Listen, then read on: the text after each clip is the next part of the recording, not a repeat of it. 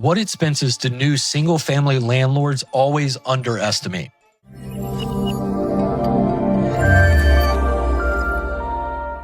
The first one that comes to mind is turnover costs.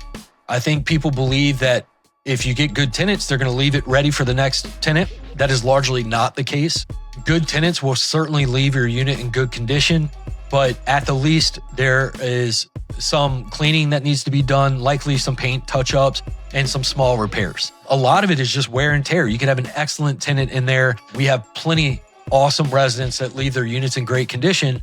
There's still some level of wear and tear that landlords would need to fix to get it ready for the next incoming tenant and to let that feel like their home, like it's a fresh move-in for them and they don't see any signs of like other people living in that unit a few days ago. Maintenance frequency is another thing. Now, this depends on what sort of resident is in there and what their expectations are and how you tamper those expectations or what your lease obligations are.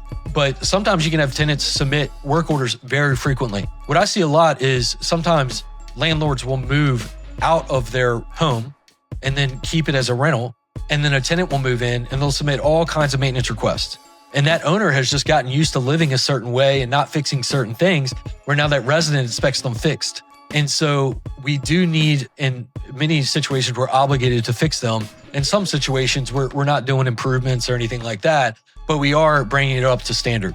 And so I think property owners need to realize that we do have an obligation to make sure that the resident has a great experience. It actually provides a better return on your investment if the resident has a great experience. They treat the property better, they stay longer, they're willing to pay higher rents. There's a number of reasons why we want this resident to have a great experience.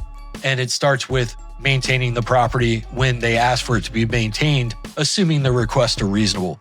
So the maintenance frequency, if you think about what you should be doing day to day on your own property, that's essentially what the resident is going to expect us to be doing while they're living in your home. So turnover cost, maintenance frequency, and then time and emotional bandwidth. If you are self-managing, you will probably experience that there is a good deal of tenant communication.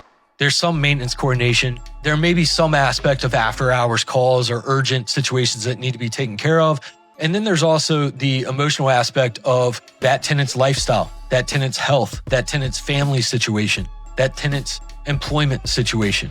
There's a lot of things that you have to deal with as a landlord that you might not expect to deal with or be responsible for.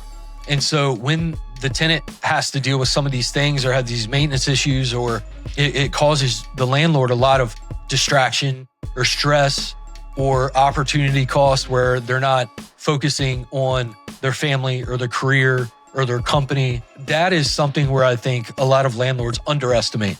And they come to us and they're like, well, we didn't really want to pay the money for property management, but I also haven't spent time leasing my property. It's been vacant the past 2 months, or it's been under rented for 6 years. And so instead of hiring a manager that has all the systems and processes in place and is very efficient and will have 5 days vacant each time it renews, instead of that and driving market rent and all of these things and having all of our maintenance resources and in-house maintenance that we can use at a discounted price, instead of having that, they'll deal with the emotions and stress and distractions of self-managing.